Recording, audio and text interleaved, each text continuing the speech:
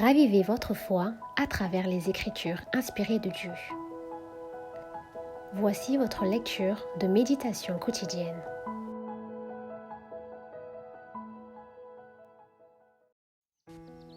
Dieu nous parle par la nature et par la révélation, par sa providence et par l'influence de son esprit. Mais cela n'est pas suffisant, nous avons besoin de lui ouvrir notre cœur. La vie et l'énergie spirituelle dépendent d'entretiens réels et directs avec notre Père Céleste.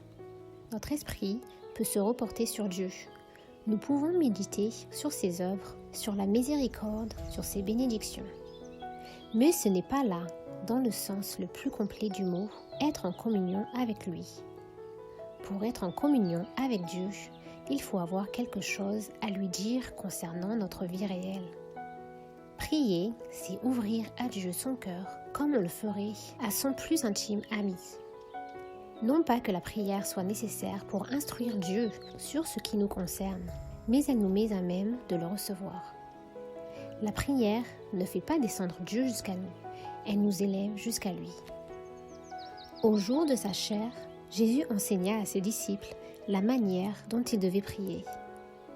Il leur apprit qu'ils devaient exposer à Dieu leurs besoins de chaque jour et se décharger sur lui de tous leurs soucis. L'assurance qu'il leur donne de l'exaucement de leurs prières, il nous la donne aussi. Durant son séjour parmi les hommes, Jésus était lui-même souvent en prière. Notre Sauveur avait pris sur lui nos besoins et nos faiblesses. Il nous apparaît comme un suppliant, demandant constamment à son Père une provision nouvelle de force pour faire face aux devoirs et aux épreuves. Il est notre modèle en toutes choses, un frère dans nos infirmités, car il a été tenté en toutes choses comme nous le sommes. Mais il était l'être sans péché, et sa nature se révoltait contre le mal. Il a enduré toutes les luttes et toutes les angoisses de l'âme auxquelles sont exposés les humains dans un monde de péché. Son humanité lui faisait de la prière une nécessité et un privilège. Il trouvait joie et consolation à communier avec son Père. Si le Sauveur des hommes, le Fils de Dieu, éprouvait le besoin de la prière, à combien plus forte raison ne devrions-nous pas, faibles, pécheurs et mortels, sentir la nécessité de prier avec ferveur et persévérance? Notre Père Céleste ne désire rien tant que de répandre sur nous la plénitude de ses bénédictions. Il ne tient qu'à nous de boire à l'entrée à la source de l'amour infini. N'est-il pas surprenant que nous prions si peu?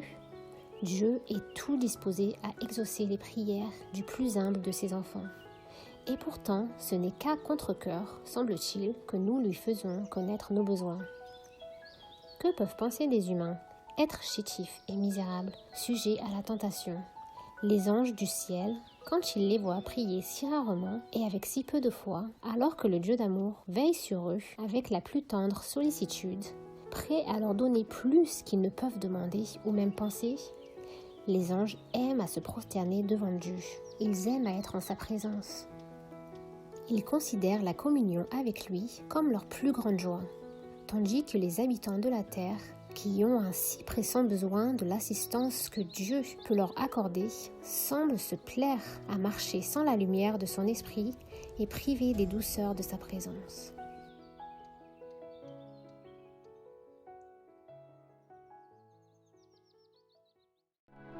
Merci pour votre écoute et rejoignez-nous demain pour la suite de notre lecture. Que Dieu vous bénisse.